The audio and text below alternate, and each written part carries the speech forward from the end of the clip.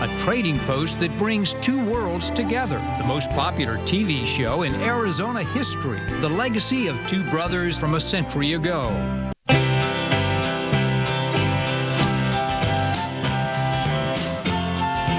For 35 years, the kids show Wallace and Ladmo entertained Arizonans with a mix of cartoons, flawed characters, and skits that many times were aimed at adults. And bringing together show founder Bill Thompson and character generator Pat McMahon is like a Beatles reunion. The magic comes back instantly as the two talked about McMahon's legendary tardiness. We all had our problems. Mine, of course, was drinking, and Lad's was gambling, and Pat's was tardiness. Yes. But it was, you know, it made us more human. And tardiness sounds so much more humane and genteel than "you're late again."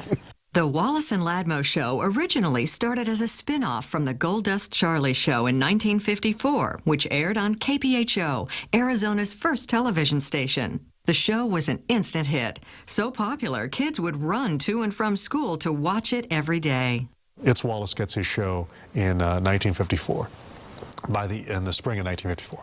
By the end of 1954, every other television show's kids show is off the air. He took them all down. At first, It's Wallace was a one-man show with a lot of prop skits. But Thompson wanted to write for two-man skits. That's when Vladimir Kwiatkowski, an ex-Arizona State University baseball player and KPHO cameraman, came in. Thompson pulled Lad, as he was called then, from behind the camera, something he did with many other crew members. But Ladmo was different.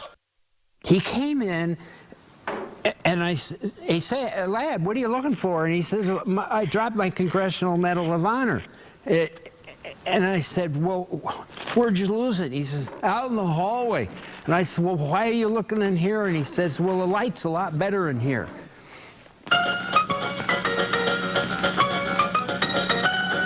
Wallace and Ladmo entertained kids for about 5 years as a duo. Then one day, a guy named Pat McMahon, who had grown up in a vaudeville family, happened to be passing through town on his way to start a showbiz career in New York. And I watched these two guys do hysterically funny, satirical material about the show, about the station, about broadcasting in general, about the town, about the mayor. And I said, I can't believe this. This is a kid's show. Well, of course, obviously it turned out that it wasn't. McMahon's vaudeville experience allowed Thompson to expand the skits on the show, adding a whole repertoire of characters, all played by McMahon. Each one of his characters was flawed. There was something wrong with every one of them. You know, that was what was so darn funny. McMahon's most well-known character was a spoiled brat, supposed nephew of the station's general manager, and kin to all Arizonans rich and powerful, Gerald.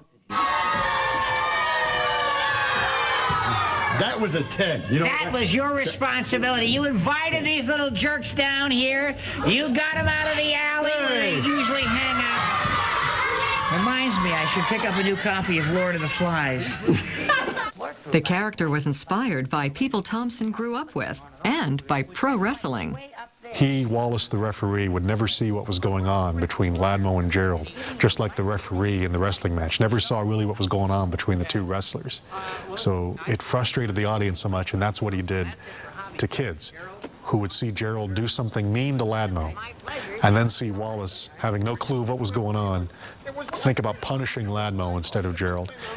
Kids would go crazy, and you really honestly hated Gerald so much. I can't understand. While Gerald played the brat and Wallace was the straight man and the writer of most of the skits, Ladmo was the big kid, everyone's friend. He was their buddy. He always took their side, and he was just like one of them. You know, like the business about getting blamed for things, and he liked everything that they liked. Yeah, and actually, there was a lot of the big kid in Lad. Ladmo never was anybody but Ladmo. Although Ladmo died in 1994, his legacy lives in the Ladmo bag. It's a collection of sponsors' products put into one bag that spawns incredible desire in those who grew up watching the show but never got one. The Ladmo bag was awarded through drawings, pictures sent in by viewers, and various other ways. It was given out to the studio audience during the show. Although it was called the Ladmo bag, it was created by Pat McMahon out of expediency's sake. It was all because it just slowed the pace of the show down so dreadfully to have a kid picking out one of George Bradbury's toy cottage. Wallace used to say, "You want the airplane? This is a neat, no, I've got one of those. Maybe, nah." And the pace of the show had been like this, and then went right into the dumpster. The show continued to change over the years, featuring skits like The Time Machine and Gerald's Monster. Characters came and went, some staying longer than others. Pat McMahon played Boffo the Clown, a clown who hated children. Marshall Good, the cowboy from New Jersey who always bummed quarters from kids. Captain Super, the right-wing superhero that needed a nightlight to sleep. And Aunt Maud, the senior citizen that told twisted fairy tales. Mike Condello added a musical element to the show. Soggy cereal. There were characters added in the 80s. Dan Horn, the ventriloquist. And Jody, played by actor Kathy Dressbach. She played various female characters on the show. Despite all the changes, one thing remained constant: the show's spirit of madcap fun.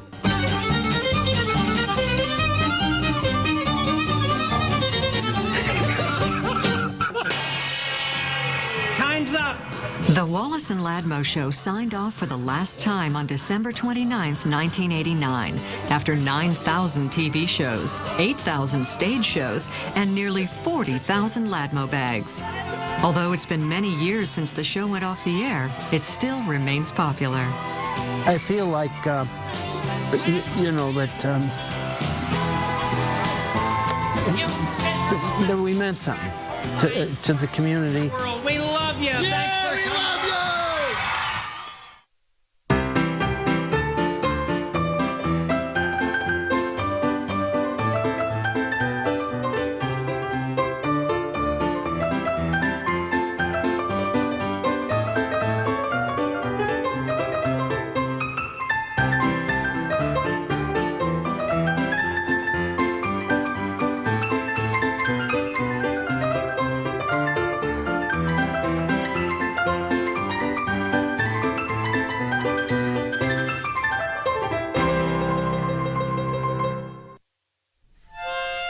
When John Lorenzo Hubble opened what would become his flagship trading post on the Navajo Reservation, it was 1878.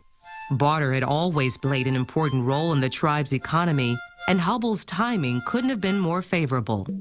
The Navajos had survived forced exile to Fort Sumner, New Mexico a decade earlier, and after years of recovery, they were ready for commerce and the many new goods the outside world had to offer. Enterprising businessmen like Hubble recognized this valuable opportunity, and trading posts became an increasingly important part of reservation life. The trading post was the place where you would go to buy your groceries, where you would go and buy all of your essential needs, your commodities, your sugar, your flour.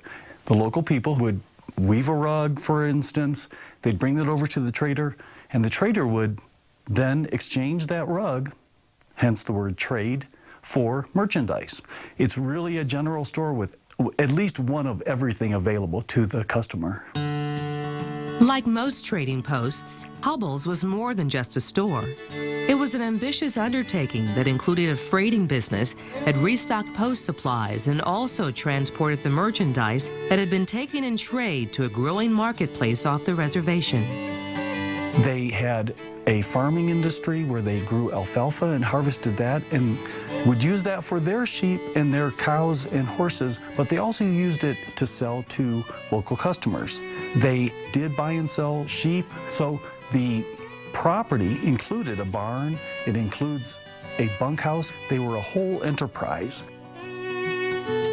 On remote reservations where people lived miles apart, trading posts were also important as gathering places and sources for local information. Hubble's was no exception and became a flourishing enterprise. So much so that over the years, Hubble and his family created a successful franchise that once numbered as many as 23 posts across the Navajo Nation. But with the advent of the automobile, the vast distances that once separated tribes like the Navajo from the rest of the world became less of a barrier to commerce, and the age of the trading posts began to wane. J.L. Hubble died in 1930. His son Roman and daughter-in-law Dorothy took over the operation, but by the early 1950s, they were ready to retire. Yet they wanted to preserve the trading post and its valuable legacy. They didn't want it to just disappear and sell off all the items, close the store, and have that be the end of the trading business. So through a number of years and many people involved, it was decided that perhaps the Park Service would be interested, and in 1965, it became a National Historic Site. Today, the Hubble Trading Post remains open for business, a vital part of the community, and the oldest continually operated trading post on the Navajo Reservation. We still do business here as Hubble did business 130 years ago. Weavers from all over the reservation come here to Hubble and bring their weavings. We sometimes trade, part cash, part beso, as the Navajo call their currency, part grocery, or maybe an item that would be needed for a ceremony, possibly a wedding basket. We also trade for jewelry. We carry most of the staples that they need here and use regularly on the reservation. This is a rug by one of our local weavers, and she's one of the master weavers.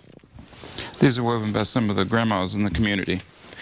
And we do our best to buy everything that the grandmas bring in, because for many of them, this is their sole income. When the weaver comes in, usually they bring in the rug, and then they usually have a set price, because usually they calculate their time on how much they spent weaving it. They give us a ballpark of what they want. And so we try to see what we can do for them. We agree on a price, and so we all leave happy. Mr. Hubble, he was known for his generosity to the local customers. So a lot of the weavers in this area and surrounding areas, they like to come here pretty much because their grandmother had brought their rugs here. And so they continue the tradition. And we have a huge market for it here at the site. We get customers from all over the world.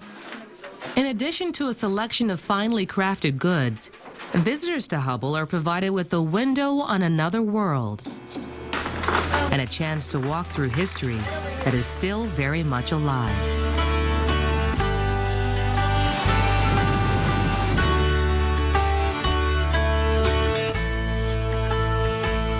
Since J.L. Hubble's time, much has changed on the reservation, but much remains the same. The vastness of the landscape, the spirit of the people, and an enduring example of enterprise that continues to bring two different worlds together. We are preserving a trading post. It's going to continue as a trading post forever. All of the artifacts are on exhibit for visitors to look at and enjoy. But the most important thing about this specific historic site is we are preserving a way of life. It continues today. It's still a functioning trading post. It is live. It's real.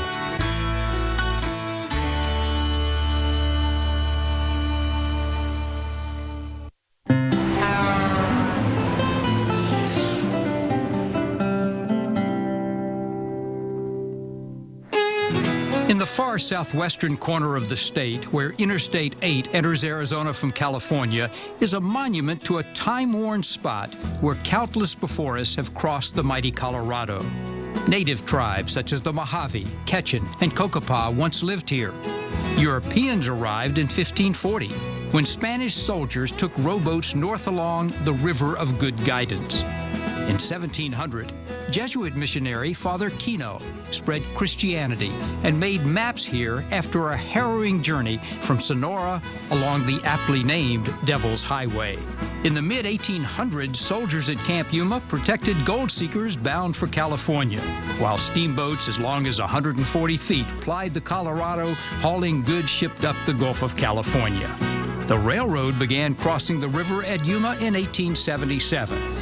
It's hard for today's speedy traveler to even catch a glimpse of the Colorado River and the place where so many came to cross it, Yuma Crossing.